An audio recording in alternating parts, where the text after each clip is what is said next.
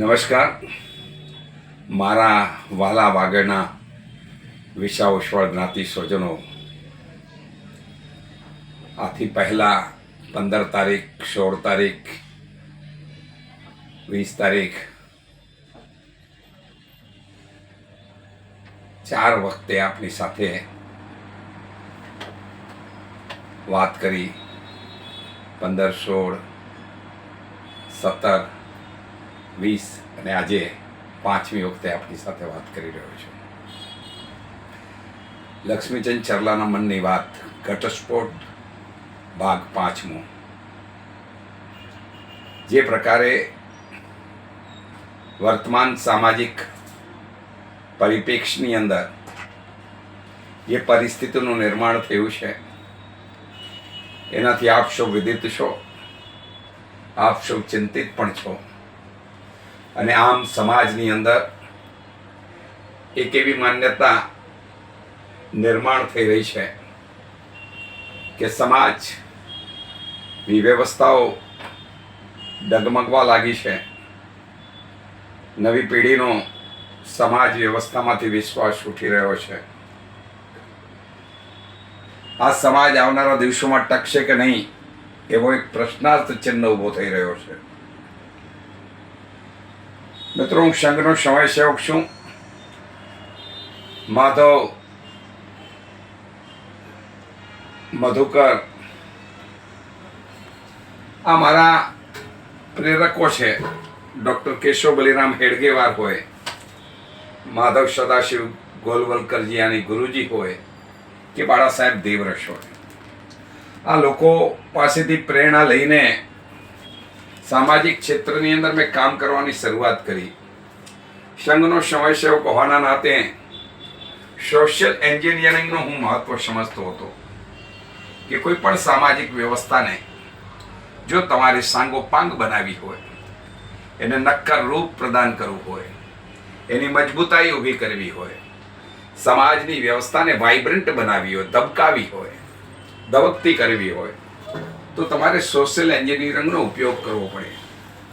સમાજની અંદર છેવાડામાં બેઠેલા માણસથી રહીને ટોચ પર બેસનારા માણસ સુધી તમારે સંપર્કનો સેતુ નિર્માણ કરવો પડે. સમાજના લોકો વચ્ચે પરસ્પર ભાઈચારાની ભાવના નિર્માણ કરવા માટેનો પ્રયાસ કરવો પડે. સમાજ વ્યવસ્થાની અંદર લોકોના વિશ્વાસને જગાવવો પડે. અને ત્યારે જઈને આ સામાજિક સોશિયલ એન્જિનિયરિંગ એક્ટિવેટ થાય અને સમાજનું ઘડતર શરૂ થાય અને સમાજ વ્યવસ્થા પ્રત્યે લોકોમાં લોકચેતના ઊભી થાય અને એ લોકચેતના સમાજની વ્યવસ્થામાં જ્ઞાતિજનોનો વિશ્વાસ જગાવે. હું બહુ નાનો હતો. આ અગાઉ મેં કહ્યું એમ 1972ના સામખિયાળીના મહાજન અધિવેશનમાં મારા પિતાજીની આંગળી પકડીને પહોંચ્યો હતો. અને ત્યારે મેં એ સમયે સમાજના દિગ્ગજ કહેવાનારા લોકોને જોયા, સાંભળ્યા, સમજવાનો પ્રયાસ કર્યો.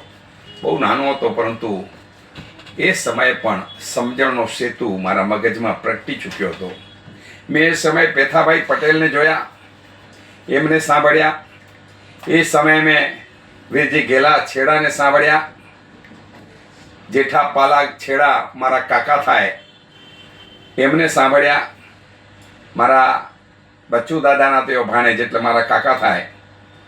લગધીર શિવજી ગડ્ડા મારા લગધીર ફુવાને જોયા કે સમાજની ખુમારી શું હોય, સમાજના વ્યક્તિનો ખમીર શું હોય. આ લગધીર ફુવા પાસેથી શીખ્યો. એડવોકેટ પ્રવીણચંદ્ર શિવજી શાહને બોલતા સાંભળ્યા. લખમસિંહ ભારમલ સત્રને મેં જોયા, એમને સાંભળ્યા. ચુસ્ત ગાંધીવાદી, નિષ્ઠાવાન વ્યક્તિ. અને બચુભાઈ રવજીગડા મારા ગામના જે 24સી મહાજનના એ સમયે ઉપપ્રમુખ હતા લગભગ. અને 24સી મહાજનના ઉપપ્રમુખ તરીકે બચુભાઈ રવજી ગઢાની હંમેશા મારા માટે તેઓ પ્રેરણામૂર્તિ બની રહ્યા. આધોઈના પોપટલાલ સામત ગઢડાને જોયા. મારા દાદા, કાકાઈ દાદા બચ્ચુ જગા ચરલાને જોયા. નાનજી ખેતા ગાલાને સાંભળ્યા. દયાલાલ કાનજી સતરાને સાંભળ્યા. કાનજી ભારમલ ગડાને જોયા. ખેતસી વેરસી ગડા ખેતસી બાપાને જોયા. હાથીરામ આણંદજી ગઢા શિવલખાવાળાને સાંભળ્યા. ગેલાભાઈ પુનરાજ ગઢાનો વટ જોયો. દેવસિંહ ખાખણ નંદુની સ્પષ્ટતા સાંભળી. મણસિંહ મેકડ છેડા વામન પરંતુ વિરાટ કદના ધણી.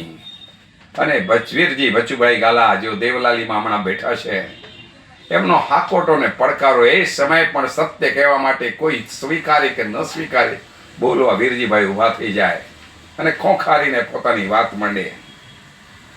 અને સાહેબ, એ સામાજિક વ્યવસ્થામાં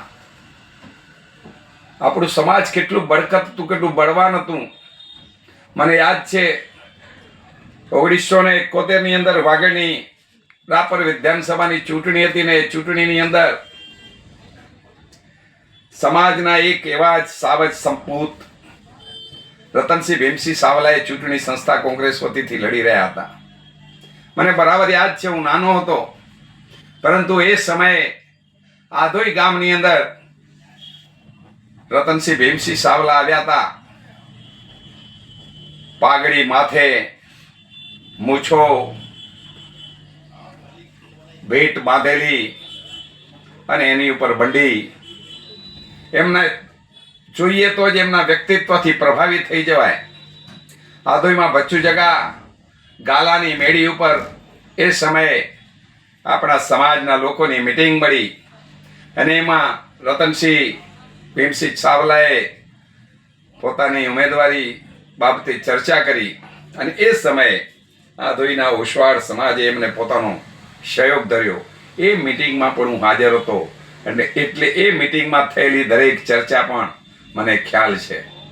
આ ખમીર હતું વાગડના વિસા ઓસવાળોનું, પરંતુ આ ખમીરને લૂણો લાગી ગયો. કેમ લાગ્યો આ લૂણો? કોણે લગાડ્યો આ લૂણો?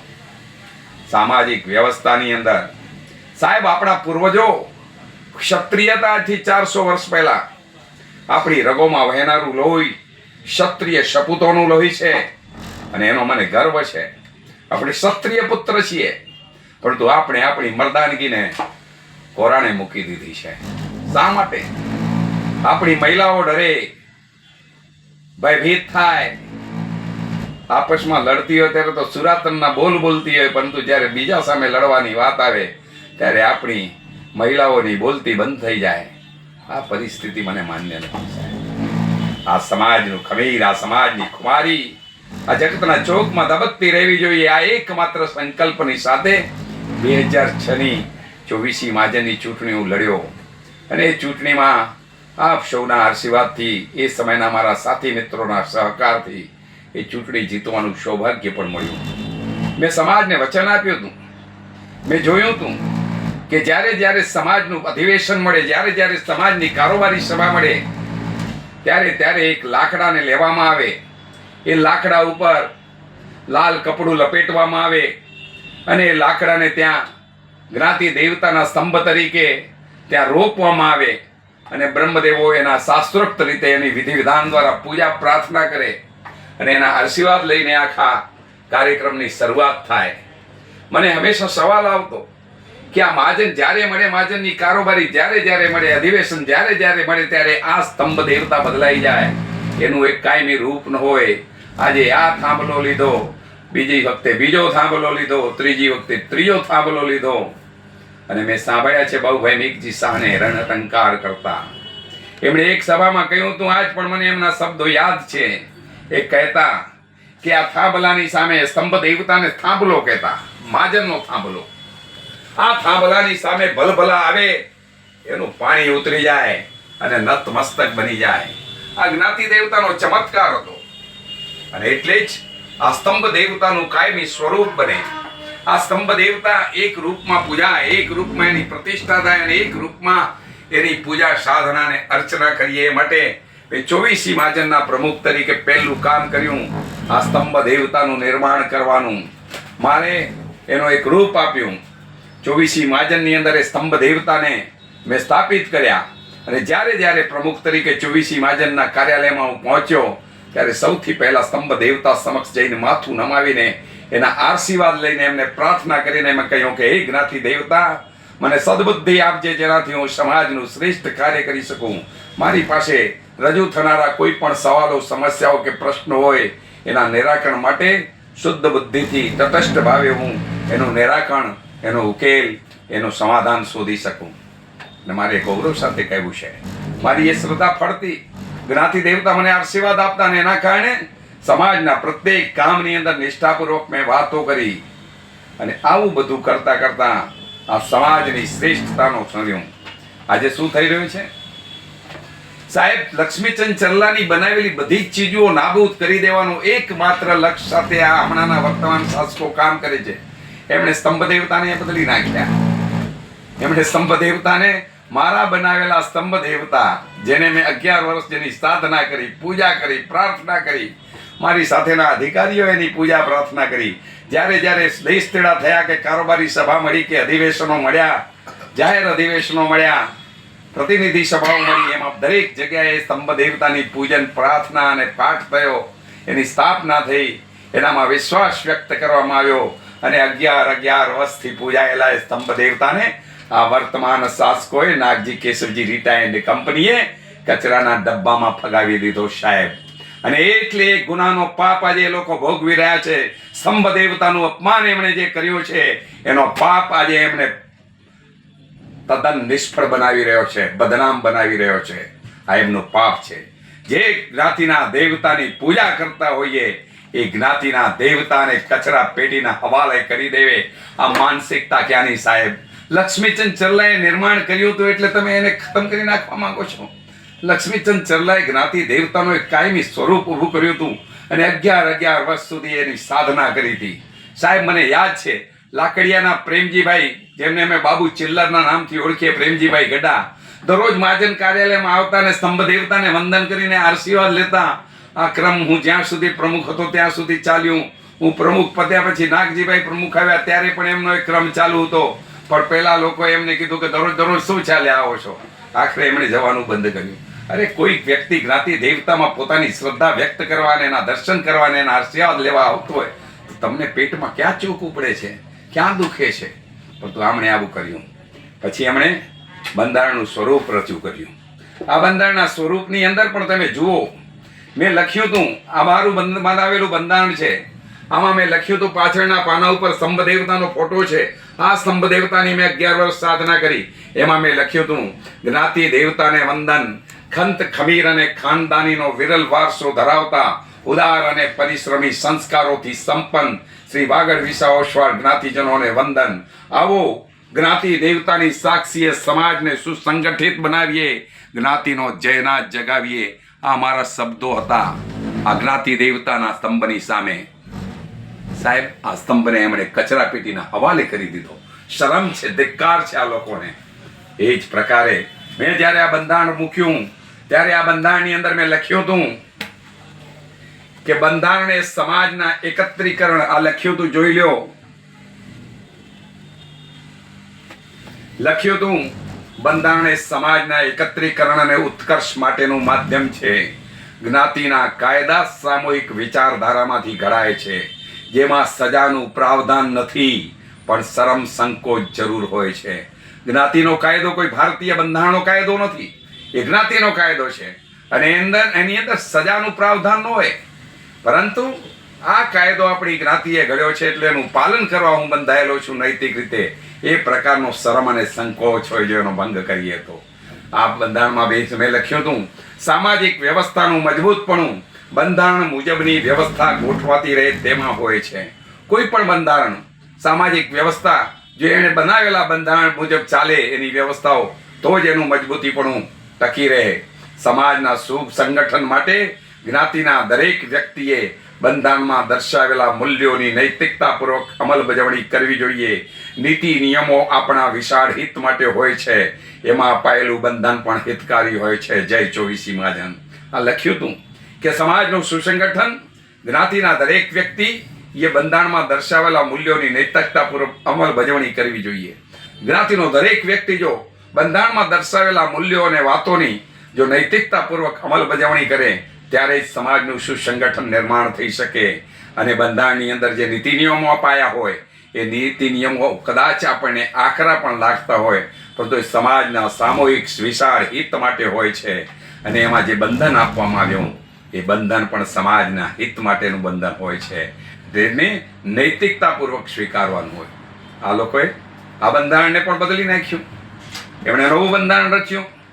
આ નવું બંધારણ તો રચ્યું, પરંતુ આ બંધારણ ક્યારે અમલમાં આવ્યું, કોણે અમલી કર્યું, કઈ સભામાં અમલી થયું, એ લખવું જોઈએ. આમાં એમણે લખ્યું નથી સાહેબ, ક્યાંય ઉલ્લેખ નથી. આ બંધારણ સમિતિના કન્વીનરોની કચાસ કહેવાય. બંધારણ સમિતિ બનાવનારા લોકોની કચાસ એમાં ઝલકાય છે. એમને સામાજિક રીતિ નિયમોનો જે બંધારણ બને છે એ બંધારણમાં શું લખવું જોઈએ એની પણ સમજ નથી. આ દુઃખ સાથે મારે કહેવું પડે છે. આ બંધારણ જ્યારે મેં બનાવ્યું, આ બંધારણની અંદર જે વસ્તુ રજૂ કરવામાં આવી હતી એમાં લખ્યું હતું, સમાજ આ બધી બાબતોથી અજાણ છે, સમાજને સમજ નથી પડતી, એટલે બધું લોલમ લોલ ચાલે છે.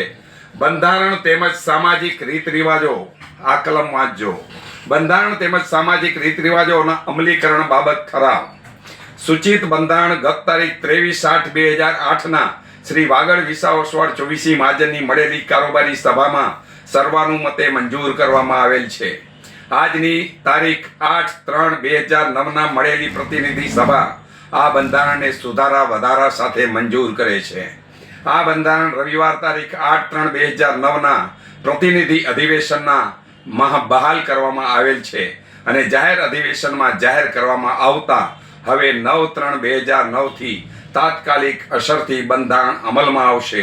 ફક્ત વર્તમાન પદાધિકારીઓ તેમજ અધિવેશન સભાના ગામ મહાજનોએ મોકલાવેલ પ્રતિનિધિ સભ્યો અને કારોબારી સભાના સભ્યો યથાવત જેમ છે તેમ વર્તમાન કાર્યકાળ 13/8/2006 થી લઈ 13/8/2011 સુધી હોદ્દા પર રહેશે. ત્યારબાદ જાહેર થનારી ચૂંટણી પ્રક્રિયા નવા બંધારણ જે તારીખ 9/3/2009 થી અમલમાં આવનાર બંધારણમાં નક્કી ઠરાવ્યા મુજબ કરવામાં આવશે. આ બંધારણનો ઠરાવ મૂકનાર હતા શ્રી લક્ષ્મીચંદ પોપટલાલ ચરલા, 24 મહાજનના તત્કાલીન પ્રમુખશ્રી, અને આ ઠરાવને ટેકો આપનાર હતા શ્રી તલકસિંહ જયશંક પત્તાણી ગડ્ડા, ઉપપ્રમુખશ્રી. બીજા ઉપપ્રમુખશ્રી છગનભાઈ શિવજી નંદુ લાકડિયા. ત્રીજા મંત્રી શ્રી શાંતિલાલ જુઠ્ઠાલાલ સત્રા, જેઓ ભરોડિયાના હતા. આ લોકોએ આ ઠરાવને ટેકો આપ્યો અને આ ઠરાવ મંજૂર થયો અને આ ઠરાવ આવી રીતે અમલમાં આવ્યો. સાહેબ, આ લખવું જોઈએ. કોઈ પણ બંધારણ જ્યારે તમે નવું બનાવો ત્યારે તમારે એની અંદર આ વસ્તુ ઉમેરવી જોઈએ, તો જ સમાજના લોકોને ખબર પડે કે આ સમાજના બંધારણની અંદર જે કંઈ કહેવામાં આવ્યું છે એનું અમલીકરણ ક્યારથી શરૂ થયું. પરંતુ આ બાબતનો કોઈ ઉલ્લેખ આ નવા એમણે જે બનાવ્યા છે એમાં નથી. ફોટાઓ તો બહુ જોરદાર રીતે એમણે આપ્યા છે, એમની પબ્લિસિટી ખૂબ કરી છે, પરંતુ જે આ બંધારણની અંદર વસ્તુઓ લખવી પડે એ લખી નથી. આ કચાશ છે અથવા તો જાણી બૂજીને કરેલી ભૂલ છે. આવી ભૂલો વારંવાર આ લોકો કરતા રહે છે અને એટલે મારે કહેવું છે કે આ સમાજ વ્યવસ્થા જેને જાણકારી નથી, સમજ નથી, આવડત નથી ને નિષ્ઠા નથી, એવા લોકો આજે સમાજના અધિકારી પદે બેઠા છે અને બેશરમોને શરમ પણ નથી. જ્યારે આટલો બધો વિરોધ એમનો થઈ રહ્યો હોય ત્યારે એમણે નૈતિકતા સમજીને પોતાના પદ પરથી રાજીનામું આપી દેવું જોઈએ અને સમાજમાં હજુ ઘણા સારા લોકો છે એમને સ્થાન પર બેસવા માટે આગળ આવવાનો મોકો આપવો જોઈએ. હું આજે કહું છું, આ સમાજની અંદર આજે હજુ મારી નજરમાં 3 નામ છે જે 3 નામ આ સમાજનું નેતૃત્વ કરી શકે એમ છે. એક છે અશોક પોપટલાલ બોરીચા બચાવ, એમને પણ આ સમાજના પ્રમુખ બનાવીએ તો સારું કામ થઈ શકે. બીજા છે વિનોદ કાનજી ગડ્ડા લાકડિયા, એમને પણ જો સમાજના પ્રમુખ બનાવવામાં આવે તો શ્રેષ્ઠ કામ થઈ શકે. અને ત્રીજા છે મારા સાથીદાર ભાઈ શ્રી અમરસિંહ જુઠ્ઠાલાલ સત્રા, ભરૂડિયા ટોપ 10 વાળા. આ 3માંથી કોઈ પણ વ્યક્તિને સમાજ જો પ્રમુખ તરીકે આવનારા દિવસોમાં લઈ આવશે તો આ સમાજની વ્યવસ્થા ટકશે. વરના આ લોકોના ભરોસે આ સમાજની ગંગા, સમાજની નૈયા ડૂબકી મારી દેશે. આ લખી લેજો. આ લોકોને માત્ર વાતો કરવી છે, કંઈ કરવું નથી. સાહેબ, 23/10/2022 એક પત્રિકાની અંદર ફૂલ પેજ આ લોકોએ આપી હતી. એમણે એક ફૂલ પેજ આપી હતી, તમને બતાવું. એ ફૂલ પેજની અંદર એમણે કહ્યું હતું, એવા તો કેટલાય ફૂલ પેજો એમને આવી ગયા, પરંતુ એ ફૂલ પેજની અંદર એમણે કહ્યું હતું,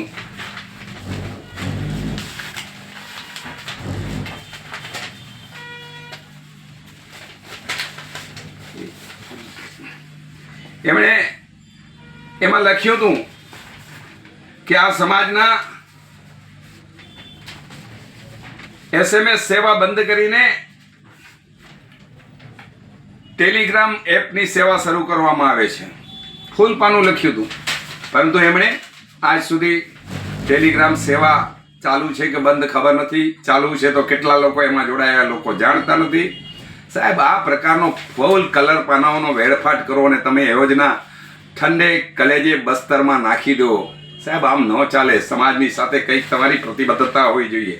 તમે એ પ્રતિબદ્ધતા સાબિત કરવામાં નિષ્ફળ જઈ રહ્યા છો.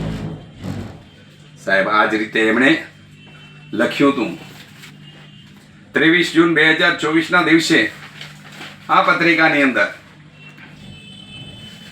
એમણે લખ્યું હતું 24મી મહાજનની શિસ્ત પાલન કમિટી તરફથી જાહેરાત. શુક્રવાર તારીખ 21/6/2024 બપોરે 3:30 વાગે 24મી મહાજનના મલાડ કાર્યાલયમાં 24મી મહાજનના અધિકારીઓ, 24મી મહાજન ચેરિટેબલ ટ્રસ્ટના ટ્રસ્ટીઓ અને શિસ્ત પાલન કમિટીના સભ્યોની જોઈન્ટ મિટિંગ થઈ હતી. એક વિશિષ્ટ પ્રકરણને લઈને મહાજનના હોદ્દેદારો વિરુદ્ધ થઈ રહેલા ખોટા આક્ષેપો સાથે મર્યાદા છોડીને જે બેફામ અને બેલગામ શબ્દોનો પોસ્ટ ઉપર ફરી રહ્યા છે તે મહાજન વ્યવસ્થા અને સમાજ માટે ખૂબ જ નુકસાનકારક છે અને જવાબદાર વ્યક્તિઓ સામે સખત કાર્યવાહી થવી જોઈએ એવી રજૂઆત મહાજનના અધિકારીઓએ શિસ્ત પાલન સમિતિને કરી હતી, એવું એમણે લખ્યું છે. અને એ શિસ્ત પાલન સમિતિની અંદર જે નિર્ણય લેવાયા હતા એ મિટિંગમાં લખ્યું છે કે શિસ્ત પાલન કમિટીની કાર્યવાહી અને જવાબદાર વ્યક્તિ સામે લીધેલા નિર્ણયની જાહેરાત પત્રિકામાં કરવામાં આવશે. સાહેબ, આ વસ્તુ છે 23 જૂન 2024. આજે કયો દિવસ છે? આજે 25 ડિસેમ્બર છે. 6 મહિના થઈ ગયા. 6 મહિનાથી અંદર આમણે આ લખ્યું હતું કે શિસ્ત પાલન કમિટીની કાર્યવાહી અને જવાબદાર વ્યક્તિ સામે લીધેલા નિર્ણયની જાહેરાત પત્રિકામાં કરવામાં આવશે. મેં તો આવી કોઈ જાહેરાત વાંચી નથી. મને તો આ બાબતની કોઈ જાણકાર નથી. આટલા મોટા સમાજમાં કોઈને જાણકારી હોય તો મારું ધ્યાન દોરજો. સાહેબ, લોકોને ઊંઠા ભણાવો છો. 6 મહિના તમે આ બધું છુપાવો છો. એમાં બીજું લખ્યું હતું જવાબદાર વ્યક્તિને 24મી મહાજનના તમામ લાભો તથા સગવડોથી વંચિત રાખવામાં આવશે અને તેવી ભલામણ લાગતા વળગતા ગામ મહાજન અને મંડળને પણ કરવામાં આવશે. સાહેબ, કઈ એવી જવાબદાર વ્યક્તિને તમે આજે લાગતા વળગતા સગવડોથી દૂર કર્યા છે અને એનું નામ તો પત્રિકામાં આજ સુધી એમને જાણવા નથી મળ્યું. કયા લાભથી એમને વંચિત રાખવામાં આવ્યા છે એ પણ આજ સુધી આપણે પત્રિકામાં જણાવ્યું નથી. અને આપે એવા ભલામણ લાગતા વળગતા ગામ મહાજનો અને મંડળોને પણ કરી હોય તો એની એક કોપી તો સાહેબ અમને બતાવજો. કાલે પત્રિકામાં હિંમત હોય તો છાપજો કે આવી ભલામણ તમે કયા ગામ મહાજન અને મંડળને કરી. અને એમાં લખ્યું હતું જવાબદાર વ્યક્તિની જાહેરાતો પત્રિકામાં લેવામાં આવશે નહીં. સાહેબ, તો એ જવાબદાર વ્યક્તિ કોણ? સાહેબ, અહીં લખવું જોઈએ ગુનેગાર વ્યક્તિની જાહેરાતો, જવાબદાર વ્યક્તિની નહીં. શબ્દો લખતા નથી આવડતું. જવાબદાર વ્યક્તિને તમે કેવી રીતે ગુનેગાર ઠરાવી શકો? અહીં લખવું જોઈએ જે શિસ્ત પાલન સમિતિના નિયમ પ્રમાણે જે ગુનેગાર ઠરશે એની જાહેરાતો નહીં છાપવામાં આવે. શું સમાજને તમે ઊંધા માર્ગે દોરી જઈ રહ્યા છો? એમાં લખ્યું હતું દોષિત વ્યક્તિને મહાજનની કારોબારી સભા અને પ્રતિનિધિ સભામાં આમંત્રણ નહીં મળે. અરે સાહેબ, તમે આમે ક્યાં કોઈને આમંત્રણ આપો છો? અને નહીં મળે તો એવા દોષિત વ્યક્તિઓના નામ તો જાહેર કરો. શિસ્ત પાલન સમિતિએ કોને દોષિત ઠરાવ્યો છે એની પત્રિકામાં જાહેરાત તો કરો તો અમને ખબર પડે. જરૂર પડે કાયદાકીય કાર્યવાહીની ભલામણ પણ શિસ્ત પાલન કમિટી કરશે. મારે પૂછવું છે શિસ્ત પાલન કમિટીના પેલા દોડડાયા વકીલને કે આવી ભલામણો કોના માટે કરી અને કેટલી કરી અને ક્યારે ક્યારે કઈ તારીખના કરી 24મી મહાજનને એની જાણકારી વહેલી તકે પત્રિકામાં આપજો. સાહેબ, ખાલી સમાજને તમે ઊંઠા ભણાવવા આગળ વધી રહ્યા છો, ગમે એમ કરો છો. આ એક બીજું પાનું જુઓ. વાગડની સરકારી યોજનામાં લાભ લેવા માટે ગામે ગામ ના લોકોને આમાં અપીલ કરવામાં આવી છે. આ તારીખ છે 22 ઓગસ્ટ 2023. આમાં જે પ્રકારે આપ્યું છે વધુ માહિતી તેમજ કેમ્પ માટે લાકડિયામાં શ્રી દિલીપ નાનજી પરમાર એમના મોબાઈલ નંબર આપવામાં આવે છે. કમ્યુનિટી હેલ્થ ઓફિસર આપને લાકડિયાના હેલ્થ એન્ડ વેલનેસ સેન્ટર એનું એડ્રેસ આપવામાં આવ્યું છે. તેમજ multipurpose health worker Gabhadiya Kanubhai Arjanbhai સંપર્ક નંબર આપવામાં આવ્યો છે. એમનું એડ્રેસ તંબોનું આપવામાં આવ્યું છે. સાહેબ, મારે જાણવું છે આ બંનેને આજ સુધી કેટલા જ્ઞાતિજનોના કેટલા કામ કર્યા એ પત્રિકામાં જાહેર કરો. સાહેબ, ખાલી તમે કલર પાના બગાડો છો, વાતો કરો છો, ખાલી લોકોની તાળીઓ મેળવવી છે, કામ કરવું નથી. આવી જ રીતે એમણે લખ્યું હતું 17 જાન્યુઆરી 2024 સાહેબ એમણે લખ્યું હતું 24ના ગામોની શુભેચ્છા મુલાકાત તથા વાગડ જ્ઞાતિ દર્શન દરમિયાન સમાજ પ્રેમી જ્ઞાતિજનો દ્વારા આવેલા કેટલાક અગત્યના સૂચનો આ સૂચનો એમણે લખ્યા હતા, એમાં એમણે 11 સૂચનો લખ્યા હતા. સાહેબ, તમને પહેલું સૂચન કહું, છૂટાછેડામાં માંગવામાં આવતી મોટી રકમ વિશે મહાજને બંધન રાખવું જોઈએ તથા તે કન્યા બીજા લગ્ન કરે તેનું શું? તો સાહેબ, આ સૂચન ઉપર આજ સુધી કઈ કાર્યવાહી કરી એ લોકોને જણાવો. લગ્નની ખોળાવિધિમાં 24 મહાજન માન્ય સંસ્થાઓ સિવાયની બીજી કોઈ સંસ્થાઓ દ્વારા વર કન્યાના વડીલો પાસે ખોટી રીતે શર્મિંદા કરીને ડોનેશનની માંગણી કરવામાં આવે છે, તેમને 24 મહાજને રોકવા જોઈએ. શા માટે ભાઈ? તમારા પિતાશ્રીનું છે, કોઈ પણ વ્યક્તિના લગ્ન છે અને એને લાગતા વળગતા લોકો એ વ્યક્તિ પાસે ડોનેશન માંગે, તમને ક્યાં પેટમાં ચૂકવું પડે છે? તમને ક્યાં તકલીફ થાય છે? સાહેબ, તમારી માન્યતા પ્રાપ્ત સંસ્થાઓને આપો, તમે માંગો એનું, પણ બીજા કોઈને માંગતા અટકાવવાનો તમને અધિકાર નથી સાહેબ. ત્રીજું છે, નાના ગામડાઓમાં જ્યાં ડોક્ટરોની સગવડ નથી તેવા ગામડાઓમાં ડોક્ટરની વિઝિટ થાય તેવી વ્યવસ્થા મહાજને કરવી જોઈએ. સાહેબ, આ સૂચન આવ્યું હતું. આ સૂચનને આજે 1 વર્ષ પૂરું થવા આવ્યું છે. 1 વર્ષમાં કેટલાક દિવસો, આજે કઈ તારીખ છે? 6 તારીખ ને વેલજીભાઈ? 25/12. આજે 25/12 છે, એટલે 1 વર્ષમાં 20 દિવસ 20-22 દિવસ બાકી છે. તો સાહેબ, આ પ્રકારની ડોક્ટરોની વ્યવસ્થા આજ સુધી કેટલા ગામોમાં કરવામાં આવી મહાજન તરફથી? જરા જણાવશો સમાજને, તો ખબર પડે કે તમે આ સૂચન ઉપર શું કર્યું. ચોથું, જમીનના દસ્તાવેજો તથા બીજી કાયદાકીય સલાહ જ્ઞાતિજનોને મળે તે માટે એક લીગલ એડવાઇઝરી સેવા શરૂ કરવી. આ તમે બચાવમાં કદાચ કરી છે, પરંતુ એનો કેટલા જણાએ લાભ લીધો આજ સુધી પત્રિકામાં તમે જણાવ્યું નથી. જણાવો તો સમાજને ખબર પડે કે તમારી આ સેવામાં તમે કેટલા રૂપિયાનો દર મહિને ખર્ચો કરી રહ્યા છો અને સામે કેટલા લોકોએ એનો લાભ લીધો. આની જાણકારી પણ સમાજને પત્રિકાના માધ્યમથી આપો. છઠ્ઠું છે, આપણી ઘટતી જતી જનસંખ્યા વિશે પ્રોત્સાહન મળે તેવી સ્કીમ જાહેર કરવી. સાહેબ, તમે આવી ઘટતી સંખ્યા વિશે કોઈ સ્કીમ બનાવી છે? બનાવી હોય તો સમાજની સામે મૂકો સાહેબ. અથવા તો તમે આ સૂચન તમને મળ્યું છે, સૂચન ઉપર તમે કંઈ પણ કામ કરવામાં કે એક્શન લેવામાં નિષ્ફળ ગયા છો, એ પણ પત્રિકામાં જણાવો. સાતમું, પોતાની પાસે પૂરતા પૈસા તથા મોટા મોટા ફ્લેટો અને મોટી મોટી ઓફિસો તથા અન્ય પ્રોપર્ટીઓ હોવા છતાં જેઓ કર્જો ચૂકવવામાં બહાનાબાજી કરે છે તેમના માટે કચ્છી સમાજે અપનાવેલી સૈયારા ગ્રુપ જેવી વ્યવસ્થા ઊભી કરી નાના વ્યક્તિઓને મદદરૂપ થવું. સાહેબ, આવી કોઈ વ્યવસ્થા તમે આ સૂચન પ્રમાણે ઊભી કરી છે? ઊભી કરી હોય તો સમાજની પત્રિકામાં જાણ કરો. નથી કરવી તો સમાજના લોકો તમને સૂચનો આપે, સૂચનોની તમને કોઈ કિંમત નથી, તમે એના ઉપર ગંભીર નથી, તમે માત્ર લોકોને રાજી કરવા આ સૂચનો પત્રિકામાં છાપી દીધા છે. આ સ્વીકારો સાહેબ. હવે 8મું છે, 24 મહાજન તથા સમાજની સંસ્થાઓ પાસે સહાય લેતા વ્યક્તિઓને રોજગારી મળે તેના આયોજન કરવા.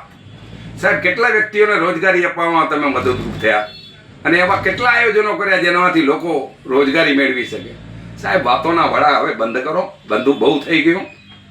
તમે એમાં લખ્યું હતું દેવલાલીની 24 ધામ સેનેટોરિયમ વહેલી તકે શરૂ કરવી.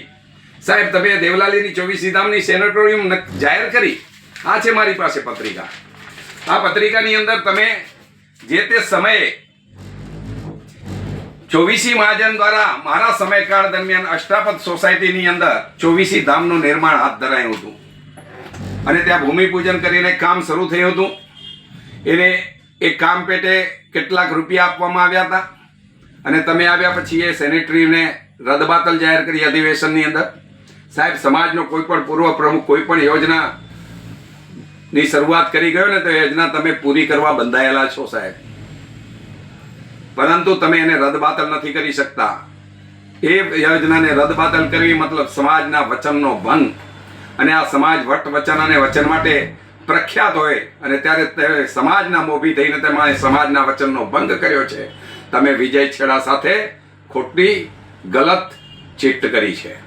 અને સાહેબ, ત્યારે તમે સવારના અધિવેશનની અંદર તમારા પ્રતિનિધિ સભાની અંદર તમે આ યોજનાને રદ કરી અને સાંજે ધનજી ગેલા ગાલાએ તમારી સામે યોજના મૂકીને એને તમે બહાલ કરી. ધનજીભાઈએ ત્યારે તમને કહ્યું હતું એ સમયની મિનિટ્સ હોય તો તમે જાહેર કરો પત્રિકામાં. એમણે કહ્યું હતું કે દેવલાલીની અંદર હું 48 રૂમની સેનેટોરિયમ બનાવી દઈશ, મારી પોતાની તાકાતથી, સમાજનો એક પણ રૂપિયો લીધા વિના. સાહેબ, તો મારે જાણવું છે આજે 7.5 વર્ષ પછી તમને સેનેટોરિયમ ધનજીભાઈએ આપી, એ સેનેટોરિયમમાં 48 રૂમ છે કે ઓછા છે? આ સમાજને બતાવો. ઓછા છે તો એ ઓછા કેના માટે છે, શેના માટે છે, એવું શું થયું? અને જો સમાજના દાતાઓ પાસેથી ધનજીભાઈ એ યોજના માટે દાન ઉઘરાવ્યું હોય તો સમાજે એને 1,70,00,000 રૂપિયાનું પેમેન્ટ શા માટે કર્યું? આનો તાત્કાલિક ખુલાસો કરો. તમારા પેલા સીએ છે ને સુરેશ, એની બહુ વાઈ કરો છો ને, તો સમાજની સામે આ સત્ય પણ મૂકો. સમાજના 1,70,00,000 રૂપિયા ચૂકવવામાં આવ્યા છે એવું મને જાણવા મળ્યું છે. આંકડો કદાચ ઓછો વધુ હોઈ શકે, પરંતુ એ કેટલા રૂપિયા ચૂકવવામાં આવ્યા તે જાણ કરો. અને આ રૂપિયા શા માટે કોઈ પણ વ્યક્તિને ચૂકવવામાં આવ્યા એના પાછળનું સાચું કારણ બતાવો. જો ધનજી ગાલા સેનેટરી બનાવીને 48 રૂમની સેનેટરી બનાવીને આપવાનો હતો તો એ 24 રૂમની કેમ મળી? એમાં 22 રૂમ જ કઈ રીતે શરૂ થઈ શક્યા? બાકીના 24 રૂમ કોણ ખાઈ ગયું? એ ક્યાં ગાયબ થઈ ગયા? કોણ પ્લાન કરી ગયું? કયા ધરતીની અંદર ઓગળી ગયા? આ સત્ય પણ સમાજને સમજાવો. તમે બહુ મોટો કાર્યક્રમ રાખ્યો તો 5 મેના દિવસે દેવલાલીમાં. તો સાહેબ, તમારી નિષ્ફળતાઓ પણ સ્વીકારો કે તમે 48 રૂમની સેનેટરીનું વચન આપ્યું હતું સમાજને, પણ તમે એ કરવામાં નિષ્ફળ ગયા છો અને એની જગ્યાએ 24 રૂમમાં આપી રહ્યા છો. મતલબ 50% તમારી યોજના ખતમ થઈ ગઈ અને 24 રૂમ પણ તમે આપી રહ્યા છો. તો એની અંદર પણ સમાજનો રૂપિયો એક પણ લાગવાની વાત નથી, કારણ કે દાતાઓ ધનજીભાઈ મેળવવાના હતા. ધનજીભાઈ તમને રેડી ટુ વેર, મતલબ તમને ચાવી જ સોંપવાના હતા. તમારે એમાં એક પણ રૂપિયાનું ડોનેશન આપવાનું નહોતું. તો 1,70,00,000 રૂપિયા શા માટે ચૂકવાયા? આની જાણકારી પણ સમાજ સામે મૂકો. અને આ કોની જવાબદારી, કોને પૂછીને આપ્યા અને કઈ કારોબારી સભામાં કે કઈ પ્રતિનિધિ સભામાં 1,70,00,000 ચૂકવવા માટેની બાંહેધરી બહાલી મેળવી છે? આ પણ સમાજની સામે જાહેર કરો. જો અગર એવી બહાલી ને બાંહેધરી તમે નથી આપી શકતા તો 1,70,00,000 રૂપિયા અથવા ઓછી વધુ જે કઈ રકમ હોય, આ રકમ અગર સમાજની છે તો એ સમાજની તિજોરીમાં પાછી આવવી જોઈએ એની હું માંગ કરું છું. અન્યથા તમે નાગજીભાઈ એના માટે જવાબદારો છો. આ રકમ તમારે સમાજને ભરપાઈ કરી આપવી જોઈએ, તમારી પાસે જો નૈતિકતા હોય તો. અને જો આ નૈતિકતા તમે ગુમાવી ચૂક્યા હો તો તમારે સમાજની સામે સ્વીકારવું જોઈએ કે મેં મારા જીવનની આ ભૂલ કરી છે. આ સ્વીકારવું જોઈએ. સાહેબ, આ પ્રકારે આ બધું ચાલે છે. આની અંદર જ 11મી હતી વાત. હાલની સમાજની સંસ્થાઓ દ્વારા જે પ્રવૃત્તિઓ ચાલે છે તેની સામે કોમ્પિટિશન તથા ડુપ્લિકેશન કરવા વધતી જતી પ્રાઇવેટ ટ્રસ્ટોને કારણે સમાજની શક્તિ તથા એકતાનું વિભાજન રોકવા માટે વિચાર કરવો. સાહેબ, કોઈ સંસ્થા પોતાની રીતે પોતાના પગ પર ઊભી રહી અને સમાજની સેવા કાર્ય કરતી હોય તો તમને તકલીફ શું છે? આ તો વિરાટ સમાજ છે, વિશાળ સમાજ છે. દરેકની અલગ અલગ મતભિન્નતા છે, વિચારભેદ છે. કોઈક વ્યક્તિઓ પોતાનું એક અલગ સંગઠન ઊભું કરીને સમાજની સેવા કરતી હોય તો તમને પેટમાં કેમ ચૂકે છે? જો આ તમે વાત કરતા તો પછી વાગડ કલા કેન્દ્ર પણ સમાજમાં કામ કરે છે, વાગડ ગ્રેજ્યુએટ એસોસિએશન પણ કામ કરે છે, ગામે ગામના યુવક મંડળો પણ કામ કરે છે. તો સાહેબ, આ બધાએ બંધ કરી નાખવા, આ બધી સંસ્થાઓને તાળા મારી દેવા. નાગજીભાઈ, કંઈક વ્યવહારિક વાત કરો. તમે શું ગમે એમ લોકોને ઊંઠા ભરાવો છો રહ્યા. એમાં 12મી છે, વોટ્સએપ મેસેજો દ્વારા સમાજમાં વાતાવરણ કલુષિત કરનાર અથવા કોઈને હાનિ પહોંચાડનારને રોકવા શિસ્ત પાલન સમિતિએ પગલાં લેવા. સાહેબ, આ છેક 17 જાન્યુઆરી 2024ની પત્રિકામાં છે. તો ત્યારથી હમણાં સુધી આવા કેટલા પગલાં ભર્યા? કારણ કે વોટ્સઅપ તો બહુ જ ફરે છે રહ્યા, ગંદા વોટ્સઅપ ફરે છે રહ્યા. શરમજનક સ્થિતિમાં મૂકવું પડે આ વોટ્સઅપ ફરે છે. કેટલાક તમારા વિરોધીઓ ફેરવે છે ને કેટલાક તમારા ડાયા તમારી આજુબાજુ ગોઠવાયેલા ચમચાઓ અને ચમચીઓ ફેરવે છે. સાહેબ, તો એ કઈ તમારા ચમચા ને ચમચીને આ માટે કાયદેસરના પગલાં ભર્યા તમે બંધારણીય રીતે? શિસ્ત પાલન સમિતિને કોને સોંપ્યો? સમાજના સાવજને લલકારવામાં આવે છે. કેમ ભાઈ? સાવજનો વિરુદ્ધ એ લલકારનારા બાપે મને આપ્યું છે, આ સમાજે આપ્યું છે સાવજનું વિરુદ્ધ. અને આ સાવજ પણ હું સિદ્ધ કરી ચૂક્યો છું, એટલે સમાજ મને સાવજ તરીકે સંબોધે છે. અને એ લીખે છે, સાવજ શિયાળ થઈને ભાગ્યો. અરે તું નહીં, તારી જેવા 1760 પેઢીઓ આવે ને તો આ સાવજનો વાળ વાંકો નહીં કરી શકે. આ લખી લેજે. ખોટી ઉછળમાં તું તારી મર્યાદા મારી પાસે. આમાં લખ્યું છે, માતાજી દાદાની પેઢીમાં ધૂપ આરતી તથા સાદા ભોજન પ્રસાદને જ પ્રાધાન્ય આપી ખોટા ડેકોરેશન તથા આડંબર બંધ કરી ફક્ત પરિવારજનોની સાથે પ્રસંગ માણવો. કેમ ભાઈ? તમારે પૈસા ખર્ચવા પડે છે. સમાજની અંદર કોઈક વ્યક્તિ ધન સંપન્ન થયો છે, એની પાસે કુદરતની કૃપાથી, માતાજીની દયાથી એની પાસે આર્થિક સદ્ધરતા આવી છે અને પોતાની આર્થિક સદ્ધરતાના સુખમાં એ સમાજના બાકીના લોકોને કે પોતાના કુળદેવીને માનનારા લોકોને સહભાગી બનાવી શાનદાર પેઢીનું આયોજન કરે છે. તમને શું તકલીફ થાય છે? કરવા દો ને સાહેબ, શેના માટે એને અટકાવવાની વાતો કરો છો? કોઈને ઉપર જબરજસ્તી નથી કે દરેકે પેઢી કરવી પડે. જેની શક્તિ છે, સંપન્નતા છે, એ જ વ્યક્તિ પેઢી કરવાનો છે. કોઈ મારા જેવો સામાન્ય માણસ પેઢી નથી કરવાનો. સંપન્ન, ધન સંપન્ન લોકો કરશે તો એમને પૈસા, એમણે પોતાની મહેનત અને પુરુષાર્થથી એ પૈસા પ્રાપ્ત કર્યા છે. એને પોતાની માતાજી કુળદેવીમાં શ્રદ્ધા છે, એને પોતાના જૈન પરમાત્મામાં શ્રદ્ધા છે, તો એ મંદિરની પ્રતિષ્ઠામાં કરોડો રૂપિયા ખર્ચશે. તમને શેનું પેટમાં વાંકવું પડે છે સાહેબ? આ પ્રકારે એમણે આ બધું લખ્યું છે. એમાં લખ્યું છે કે આ આડંબર બંધ કરી ભક્ત પરિવારજનોની સાથે પ્રસંગ માણવો.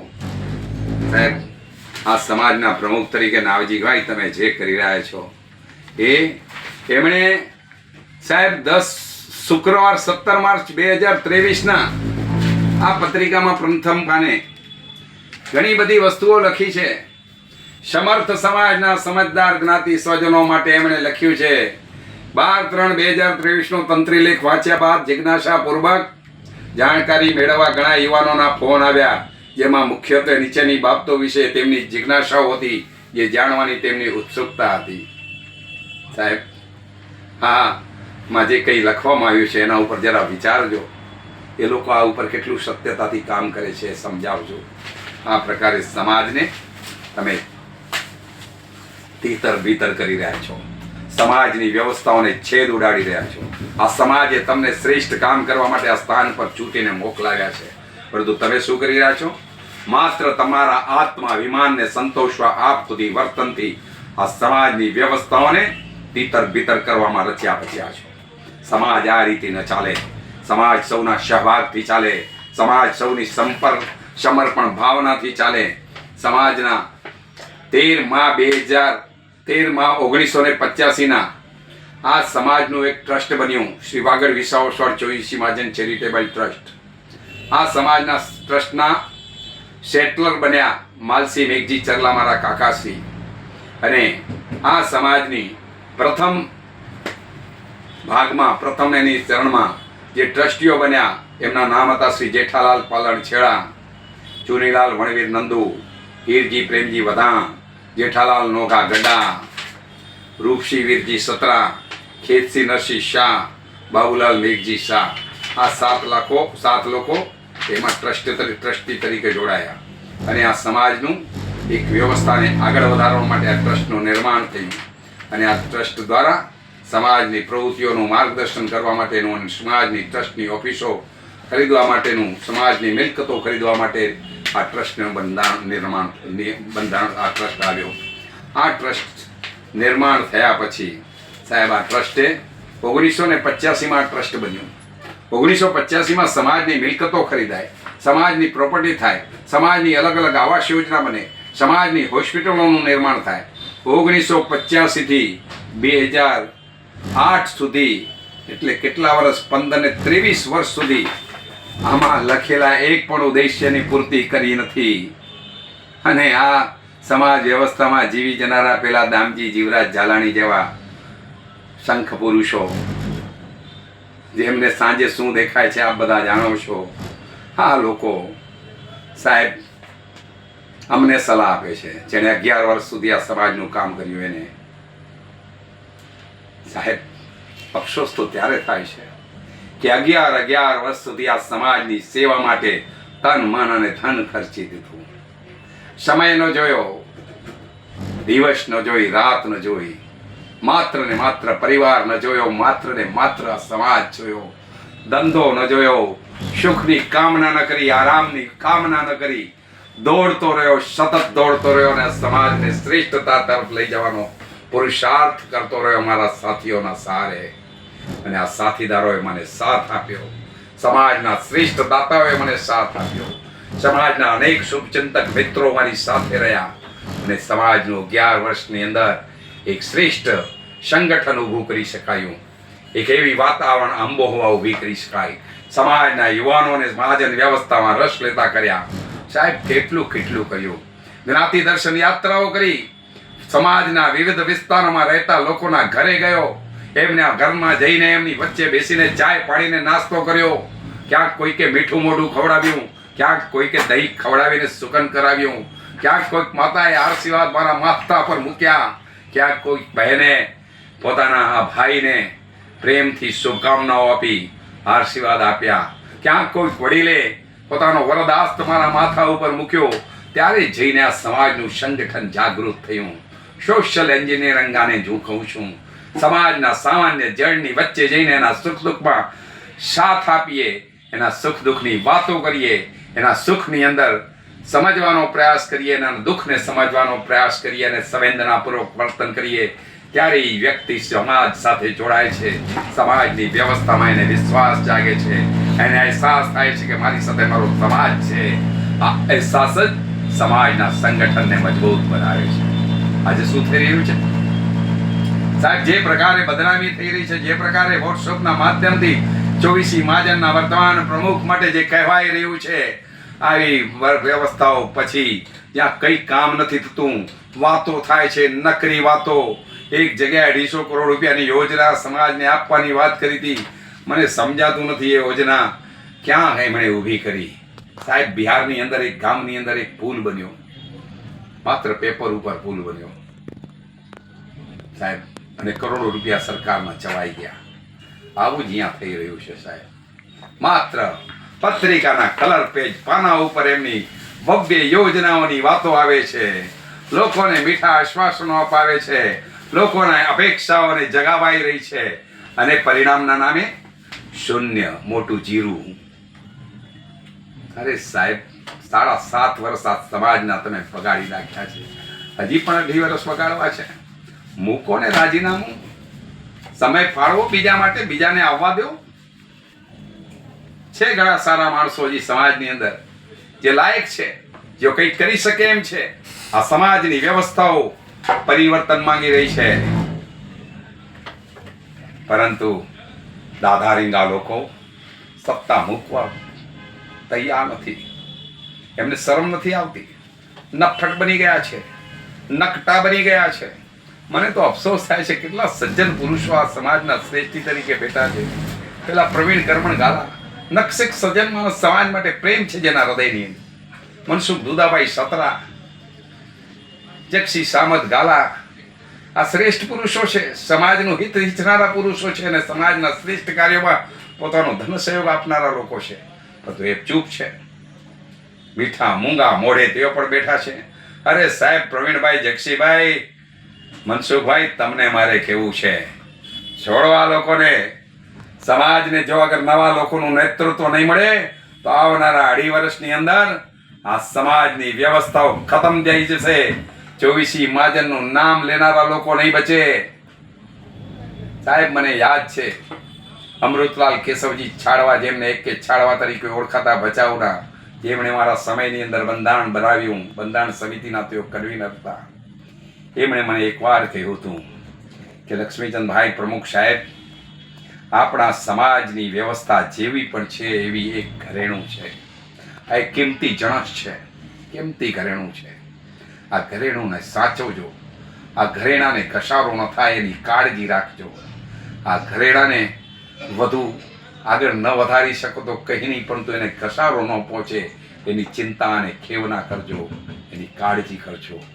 મને બરાબર યાદ છે એમણે કહ્યું હતું કે આ જણસ છે, આ એક દાગીનો છે. 24 મહાજનનું સંગઠન આ સમાજ માટે એક દાગીનો છે, જણસ છે, અને જાળવજો સાહેબ. એ માણસની નિષ્ઠા હતી, સમાજના બંધારણીય પ્રક્રિયાનો એક સમાજની અંદર ધુરંધર વ્યક્તિ હતા. સાથે સાથે વર્ષોથી સામાજિક ક્ષેત્રમાં તેઓ સક્રિય હતા. એના કારણે એમને અનેક સમાજના આગેવાનો સાથે બેઠવા, ઉઠવાનો અને વાતો કરવાની એમને મોકો મળ્યો હતો. એક એક શબ્દ પર તેઓ પર્ટિક્યુલર પોતાનું મંતવ્ય વ્યક્ત કરી શકતા હતા, અને જ્યાં લાલ આંખ કરવાની જરૂર પડે ત્યાં લાલ આંખ કરવાની પણ તેમની તૈયારી રહેતી. આ વ્યક્તિએ મને કહ્યું છે, જેમની પાસેથી પણ હું કેટલુંક શીખ્યો છું, કેટલું જ્ઞાન મેળવ્યું છે. સમાજનું નેતૃત્વ કરવું હોય ને સાહેબ, દરેક પાસે શીખવું પડે. નાના મોટા, ઊંચ નીચ, ગરીબ અમીર, બધાની પાસે શીખવું પડે. ત્યારે જઈને તમે સમાજનું શ્રેષ્ઠ નેતૃત્વ કરી શકો. તમે સમાજનું નેતૃત્વ એમને એમ કરવા જાઓ ને તો સાહેબ આ જ દશા થાય. 7.5 વર્ષ પાણીમાં ગયા છે. આવતા 2.5 વર્ષ જો હજી સમાજને બચાવી લેવો હોય તો આ વર્તમાન શાસકોને કહી દો બહુ થઈ ગયું. અમે તમને 7.5 વર્ષ આપ્યા, હવે તમે અમારો વધુ સમય નહીં બગાડો. જો આ કહેવાની હિંમત આ સમાજમાં કોઈ વ્યક્તિની નહીં થાય તો કહું છું, કહેવાયું છે જ્યારે સજ્જનો મૌન થઈ જાય ત્યારે દુર્જનો ફાવી જતા હોય છે. આ સમાજનો ઇતિહાસ છે, આ ઇતિહાસ છે સાહેબ.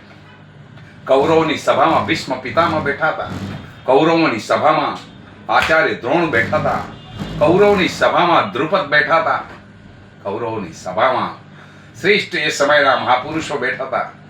પરંતુ જ્યારે દુર્યોધને ચીરહરણ માટે પોતાના હાથ આગળ વધાર્યા અને દ્રૌપદીના ચીર ખેંચવાની તૈયારી કરી, ત્યારે આ બધા જ સજ્જનો આંખ મીચીને બેસી ગયા. કોઈએ કહ્યું નહીં કે આ દૃષ્ટતા છે, આ સત્ય છે, આ ધર્મ છે, આ ન થવું જોઈએ. પરંતુ એ સજ્જન પુરુષો શક્તિશાળી હતા છતાં તેઓ ચૂપ રહ્યા અને દ્રૌપદીનું ચીરહરણ થવા લાગ્યું. સાહેબ, ક્ષમા કરો કૃષ્ણ ભગવાનને.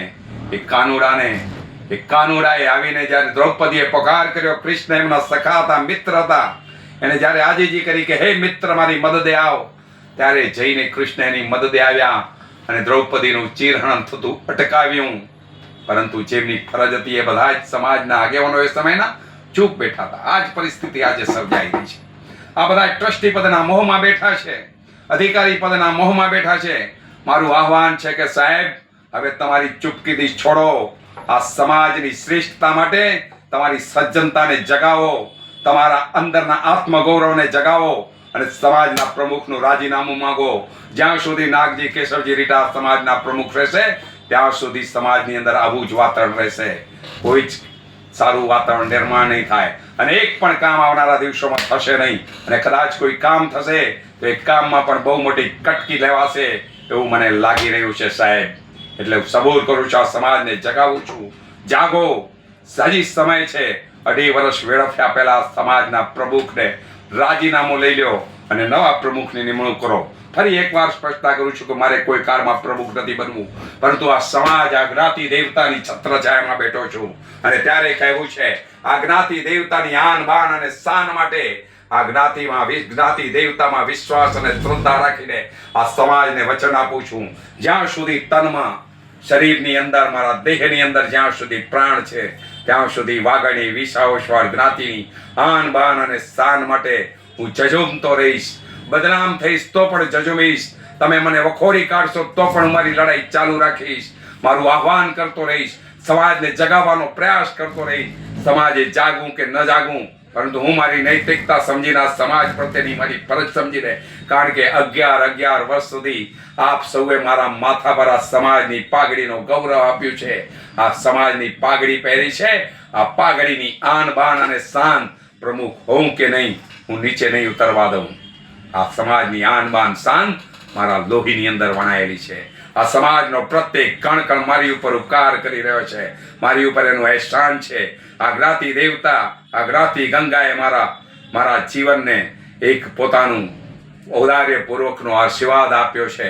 અને એટલે આ જ્ઞાતિની આન બાન શાન, આ આન બાન અને શાન માટે જ્યાં લાગશે ત્યાં સત્ય બોલીશ. કોઈ પણ જાતની પરવા કર્યા વિના બોલીશ. કોઈએ મારી સામે કે પણ પગલાં ભરવા પડે, મારી આજે અહીંથી આહવાન છે નાગજી કેશવજી રીટાને, તમારી તાકાત હોય તો મને ફાંસીના માછડે ચડાવી દો, ગોળી મારીને મારી હત્યા કરી નાખો, મને બદનામ કરીને જગતના ચોકમાં ગંદો ચિતરી દો. પરંતુ જ્યાં સુધી જીવીશ ત્યાં સુધી માત્ર ને માત્ર વાગડના વિસાવસ્વાળ જ્ઞાતિના ગૌરવ માટે હાથમાં ઝંડો લઈને અવાજ ઉપાડતો રહીશ.